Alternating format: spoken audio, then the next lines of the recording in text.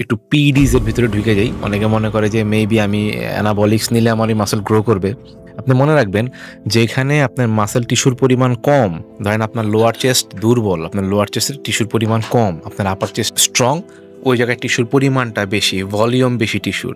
আপনি যখন কোনো কিছু নিবেন যেটাই স্ট্রং সেটা আরও স্ট্রং হয়ে যায়। সো একজন প্রশ্ন করছে যে মেল চেস্ট ন্যাচারালি পারফেক্ট করার উপায় কি without treatment? Hello everyone, welcome back to another new YouTube video.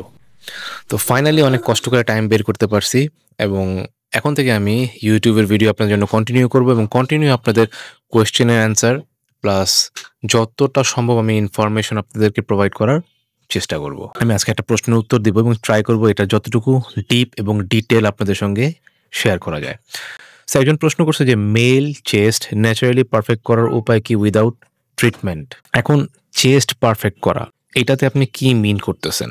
আপনি কি মিন করতেছেন যে আপনার চেস্টে মাসেল ডেভেলপ না, সেটা কিভাবে আপনি ডেভেলপ করবেন সেটা কি আপনি মিন করতেছেন? নাকি আপনার চেস্টে কোনো গাইনো রিলেটেড প্রবলেম আছে কিংবা ফ্যাট রিলেটেড কোনো প্রবলেম আছে যেটার কারণে আপনার চেস্ট উইয়ার্ড দেখাচ্ছে এখন ফর নাও, সেটাকে আপনি ঠিক করতে চান? সো যদি ফ্যাট রিলেটেড থাকে তাহলে অবশ্যই আপনাকে ফ্যাট লস করতে হবে এবং প্রপারভাবে ট্রেনিং বিল্ড আপ করতে হবে যাতে আপনার মাসেল বিল্ডিং হয় এবং আস্তে আস্তে আপনার যত বেশি মাসেল বিল্ডিং হবে চেস্ট আপনার টাইট হয়ে আসবে এবং আস্তে আস্তে একটা বেটার শেপ এবং লুক চলে আসবে অ্যাকর্ডিং টু ইয়োর জেনেটিক এবং স্ট্রাকচার। এখন পারফেক্ট বলতে আসলে পৃথিবীতে কিছু নেই। জেনেটিক্যালি আপনার স্ট্রাকচারটা যেভাবে বিল্ট ইন ওইটার উপরে বেস করে কিন্তু আপনার ওভারঅল আউটপুটটা আসবে। আপনি ধরেন আমার চেষ্টা একরকম, আরেকজনের চেষ্টা একরকম, আপনারটা একরকম। তো প্রতিটা বডি পার্টই মানুষ হিসাবে ডিফারেন্টভাবে বিল্ড ইন, ইনসারশন যেটাকে বলে মাসেলের।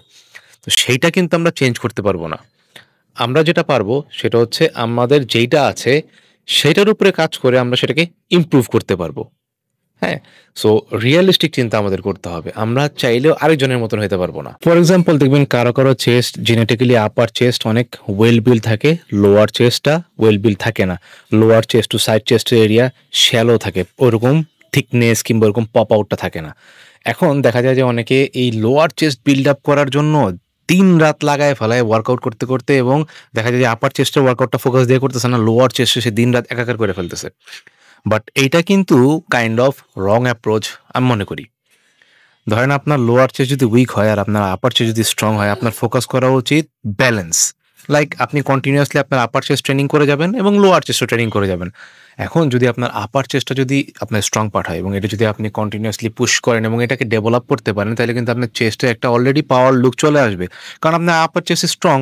যেটা স্ট্রং সেটাকে আপনি আরো ফোকাস করেন, যেটা আপনার উইক সেটাকে আপনি ফোকাস করেন। বাট যেটা আমরা করি না যে এইটারে আমি বিল্ড আপ করেই ছাড়বো, ওভার কিল করে ফেলাইতেছি। হ্যাঁ, তো এতে কিন্তু ওভার ট্রেনিং, ওভার কিল করে কিন্তু অনেক সময় আমরা আমাদের গ্রোথটাকে আটকায় ফেলাই। অনেক সময় দেখা যায় যে ওটাকে ওভার ট্রেন না করে যদি আপনি বেসিক ট্রেনিং এ ফোকাস করেন, রিকভারিতে ফোকাস করেন, তাইলে কিন্তু দেখা যায় যে অনেক সময় আমাদের গ্রোথ চলে আসে। বাট আমরা অনেক সময় কি করি, ক্রেজি হয়ে আমরা ওইটাতে ফোকাস না করে আমরা দেখা যেতেছে যে কন্টিনিউয়াসলি পাউন্ডিং ট্রেনিং ফ্রিকোয়েন্সি 1 দিন 2 দিন 3 দিন 4 দিন 5 দিন মারতে আছে উইকলি চেস্ট। দেখেন যেইখানে আপনার টিস্যু গ্রো করতেছে না, ধরেন জেনেটিক্যালি আপনি ধরেন 4-5 বছর ব্যায়াম করার পর যদি দেখেন যে আপনার যে কোনো একটা মাসেল, ওই মাসেলটা এখনো কম্পেয়ার টু অন্য বডি পার্ট উইক, লাইক আপনার আপার চেস্টটা থেকে আপনার লোয়ার চেস্ট উইক, 5 বছর ধরে আপনি কন্টিনিউয়াসলি সবকিছু 100% করতেছেন, আপনার ট্রেনিং, আপনার নিউট্রিশন, ইচ অ্যান্ড এভরিথিং আপনি প্রপারভাবে করতেছেন, তারপরেও যদি দেখেন যে গ্রো করতেছে না, তাহলে বুঝতে হবে যে ওইখানে জেনেটিক্যালি ন্যাচারালি আপনার মাসেল টিস্যুর পরিমাণ কম। এখন একটু পিডিজ এর ভিতরে ঢুকে যাই। অনেকে মনে করে যে মেবি আমি অ্যানাবলিক্স নিলে আমার এই মাসেল গ্রো করবে। আপনি মনে রাখবেন যেখানে আপনার মাসেল টিস্যুর পরিমাণ কম, ধরেন আপনার লোয়ার চেস্ট দুর্বল, আপনার লোয়ার চেস্টের টিস্যুর পরিমাণ কম, আপনার আপার চেস্ট স্ট্রং, ওই জায়গায় টিস্যুর পরিমাণটা বেশি, ভলিউম বেশি টিস্যুর। আপনি যখন কোনো কিছু নিবেন যেটাই স্ট্রং সেটা আরও স্ট্রং হয়ে যাবে, আর যেটা উইক সেটাও স্ট্রং হবে। বাট কম্পেয়ার টু আপনার স্ট্রং পার্টটা যে পরিমাণে স্ট্রং হয়েছে, ওই উইক পার্টটা স্ট্রং হওয়া সত্ত্বেও এটা চোখে পড়বে না। সো এই জিনিসগুলো কিন্তু আমাদের মাথায় রাখতে হবে। আমরা কিন্তু হুটহাট করে একটা ডিসিশন নিয়ে ফেলে যে মেবি আমার এটা ডেভেলপ করতেছে না, মেবি জুস নিলে আমি ডেভেলপ করতে পারবো, which is totally wrong.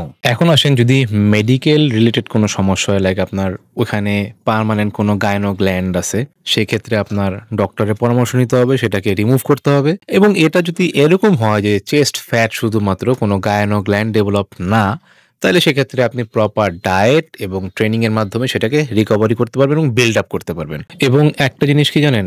মাসলের shape আপনি চেঞ্জ করতে হইলে আপনার যেই শেপটা আছে এইটার উপরে আপনাকে কাজ করতে হবে।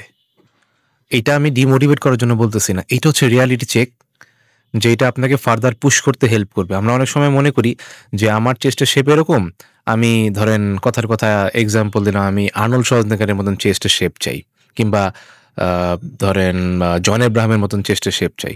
বাট আপনার জেনেটিক্যালি আপনার মাসেল ইনসারশন, আপনার জেনেটিকে মাসেলের শেপ যদি তাদের মতো না হয়, আপনি তাদের মতন করতে পারবেন না।